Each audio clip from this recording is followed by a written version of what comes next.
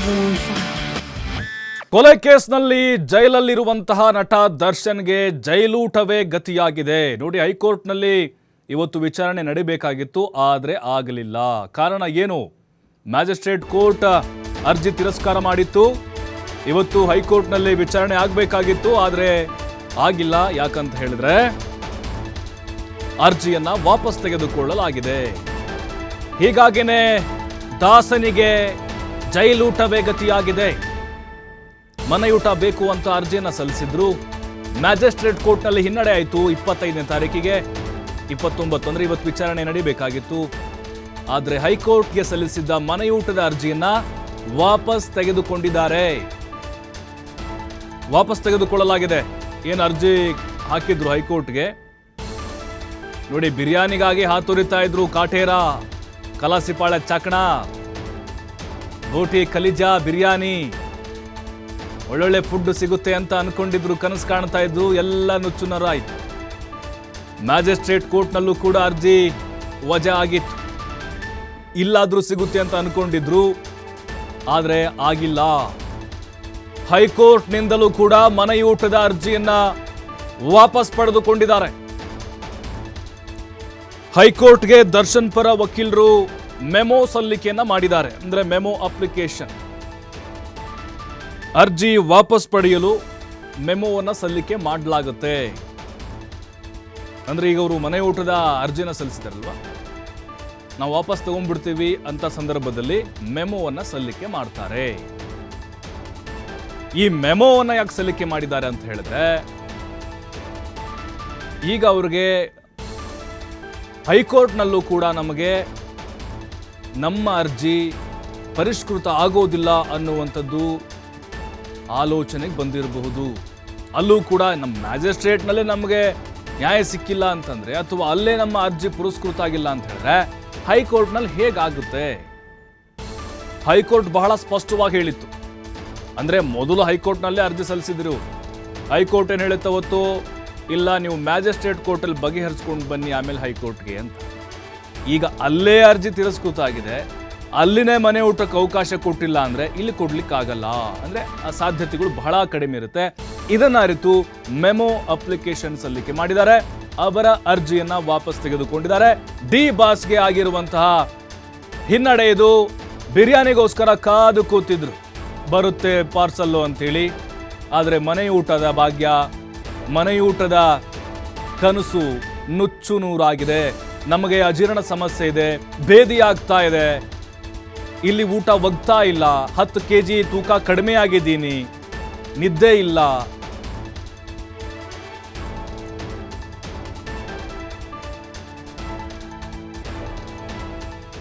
ಹಾಗಾದ್ರೆ ದರ್ಶನ್ ಅರ್ಜಿ ವಾಪಸ್ ಪಡೆದುಕೊಂಡಿದ್ದು ಯಾಕೆ? ನೋಡ್ತಾ ಹೋಗೋಣ. ಹೈಕೋರ್ಟ್ ಮುಂದೆ ಹೊಸದಾಗಿ ಅರ್ಜಿ ಸಲ್ಲಿಸುವಂತ ಅವಕಾಶ ಇದೆ.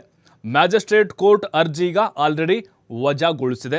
ಹಾಗಾಗಿ ಸೆಷನ್ಸ್ ಕೋರ್ಟ್ ಮುಂದೆ ಮತ್ತೆ ಹೊಸದಾಗಿ ಅರ್ಜಿ ಸಲ್ಲಿಸೋಕೆ ಅವಕಾಶ ಇದೆ. ಈ ಹಿಂದೆ ಸಲ್ಲಿಸಿದ್ದ ಅರ್ಜಿ ಸಿವಿಲ್ ಮ್ಯಾಟರ್ ಆಗಿದೆ. ಇದಂದ್ರೆ ಸಿವಿಲ್ ಕೋರ್ಟ್ಗಳಲ್ಲಿ ಬಗೆಹರಿಸಿಕೊಳ್ಳುವಂಥದ್ದಾಗಿದೆ. ಹೀಗಾಗಿ ಕ್ರಿಮಿನಲ್ ಅರ್ಜಿ ಹಾಕುವ ಅಗತ್ಯ ಕೂಡ ಈಗಿದೆ. ತಾಂತ್ರಿಕ ಕಾರಣಗಳಿಂದ ಹೊಸ ಅರ್ಜಿ ಸಲ್ಲಿಕೆಗೆ ದರ್ಶನ್ ಪರ ವಕೀಲರು ನಿರ್ಧಾರ ಮಾಡಿದ್ದಾರೆ. ಹೀಗಾಗಿ ಪೆಂಡಿಂಗ್ ಇದ್ದಂಥ ಹಳೆ ಅರ್ಜಿ ವಾಪಸ್ ಪಡೆಯಲು ನಿರ್ಧಾರ ಮಾಡಿದ್ರು. ಎಂದು ವಿಚಾರಣೆಗೆ ಬರ್ತಾ ಇದ್ದಂತೆ ಮೆಮೊ ಸಲ್ಲಿಸಿ ಅರ್ಜಿಯನ್ನು ಹಿಂಪಡೆಯುವಂಥ ನಿರ್ಧಾರ ಮಾಡಿದ್ರು. ಇವತ್ತು ವಿಚಾರಣೆಗೆ ಬರ್ತಾ ಇದ್ದಂತೆ ಮೆಮೊ ಸಲ್ಲಿಸಿ ಅರ್ಜಿ ಹಿಂಪಡೆಯಲು ನಿರ್ಧಾರವನ್ನು ತೆಗೆದುಕೊಂಡಿದ್ದಾರೆ. ನೋಡಿ, ಇವತ್ತು ಅರ್ಜಿ ವಿಚಾರಣೆ ಆಗಬೇಕಾಗಿತ್ತು. ಯಾಕೆ ನೋಡಿ, ಸಿವಿಲ್ ಕೋರ್ಟ್ನಲ್ಲಿ ಇದು ಬಗೆಹರಿಸ್ಕೊಳ್ಬೇಕು. ಮನೆ ಊಟದ್ದೆಲ್ಲ ಹೈಕೋರ್ಟ್ನಲ್ಲಿ ವಿಚಾರಣೆ ಮಾಡೋಕ್ಕಾಗತ್ತಾ? ನೋಡಿ, ಒಬ್ಬ ಸ್ಟಾರ್ ನಟ ಆಗಿರೋದ್ರಿಂದಾಗಿ ದೊಡ್ಡ ಮಟ್ಟದಲ್ಲಿ ಚರ್ಚೆ ಆಗ್ತಿದೆ ಅಷ್ಟೇ. ಅದು ಈಗ ಒಬ್ಬ ಸಾಮಾನ್ಯ ವಿಚಾರಣಾಧೀನ ಕೈದಿ ಏನಾದರೆ ಅಪ್ಲಿಕೇಶನ್ ಹಾಕಿದರೆ ಅಷ್ಟು ದೊಡ್ಡ ಮಟ್ಟಿಗೆ ಸದ್ದ ಮಾಡ್ತಾ ಇರಲಿಲ್ಲ. ಬಟ್ ಈಗ ದರ್ಶನ್ ಅವರು ಮ್ಯಾಜಿಸ್ಟ್ರೇಟ್ ಕೋರ್ಟ್ನಲ್ಲಿ ನಮ್ಗೆ ನ್ಯಾಯ ಸಿಕ್ಕಿಲ್ಲ ಅಥವಾ ಮನೆ ಊಟಕ್ಕೆ ಅವಕಾಶ ಸಿಕ್ಕಿಲ್ಲ ಅಂತೇಳಿ ಅವ್ರ ಪರ ವಕೀಲರು ಕಾನೂನಾತ್ಮಕವಾಗಿ ಹೋರಾಡಬೇಕು ಅಂತೇಳಿ ಹೈಕೋರ್ಟಿಗೆ ಸಲ್ಲಿಸಿದರು. ಆದರೆ ಹೈಕೋರ್ಟ್ನಲ್ಲೂ ಕೂಡ ವಿಚಾರಣೆಯನ್ನು ಕೈಗೆತ್ತಿಕೊಂಡಿದ್ರೂ ಕೂಡ ಅವರು ಹಿನ್ನಡೆ ಆಗುವಂಥ ಸಾಧ್ಯತೆಗಳೇ ಹೆಚ್ಚಾಗಿತ್ತು. ಹೈಕೋರ್ಟ್ ಮತ್ತೇನಾದರೂ ಹೇಳ್ತಿತ್ತು, ಇಲ್ಲ ನೀವು ಅಲ್ಲೇ ಬಗೆಹರಿಸ್ಕೊಂಬಿಡಿ, ಇಲ್ಲಿವರೆಗೂ ಬರೋಕ್ಲೇ ಹೋಗ್ಬೇಡಿ, ನೀವು ಮ್ಯಾಜಿಸ್ಟ್ರೇಟ್ ಕೋರ್ಟು ಸಿವಿಲ್ ಆ ಹಂತದಲ್ಲಿ ಬಗೆಹರಬೇಕಿದು ಅಂಥೇಳಿ. ಹಾಗಾಗಿನೇ ಅವರ ವಕೀಲರು ಇದೆಲ್ಲವನ್ನು ಕೂಡ ಮನಗಂಡು ಈ ನಿರ್ಧಾರಕ್ಕೆ ಬಂದಿದ್ದಾರೆ. ಅಂದರೆ ಕೆಲವೊಂದಿಷ್ಟು ವಿಚಾರಣೆಗಳಿರ್ತಾವಲ್ಲ ಎಲ್ಲವೂ ಕೂಡ ಗಂಭೀರವಾದಂಥ ಹೈಕೋರ್ಟ್ನಲ್ಲಿ ಸಣ್ಣ ಪುಟ್ಟ ಈ ಮನೆ ಊಟ ಅಥವಾ ಇನ್ನೊಂದೇನೋ ನೆಪ ಇಟ್ಕೊಂಡು ಅಥವಾ ನನಗೆ ಅದು ಬೇಕು ಇದು ಬೇಕು ಡ್ರೈ ಫ್ರೂಟ್ಸ್ ಬೇಕು ನನಗೆ ಜಿಮ್ ಮಾಡಲಿಕ್ಕೆ ಅವಕಾಶ ಬೇಕು ಪುಸ್ತಕ ಬೇಕು ನನಗೆ ದಿಮ್ ಬೇಕು ಹಾಸಿಗೆ ಬೇಕು ಮಂಚ ಬೇಕು ಈ ರೀತಿ ಕೆಲವೊಂದಿಷ್ಟು ಸಣ್ಣ ಸಣ್ಣ ವಿಚಾರಗಳನ್ನ ಇಟ್ಕೊಂಡು ಹೈಕೋರ್ಟ್ನಲ್ಲಿ ವಿಚಾರಣೆ ಮಾಡಿಕೊಳ್ಳೋದು ಅಥವಾ ಅಲ್ಲಿ ಅಪ್ಲಿಕೇಶನನ್ನು ಹಾಕಿ ಇವ್ರು ನಿರೀಕ್ಷೆ ಮಾಡುವಂಥದ್ದು ಕೂಡ ಕಷ್ಟ.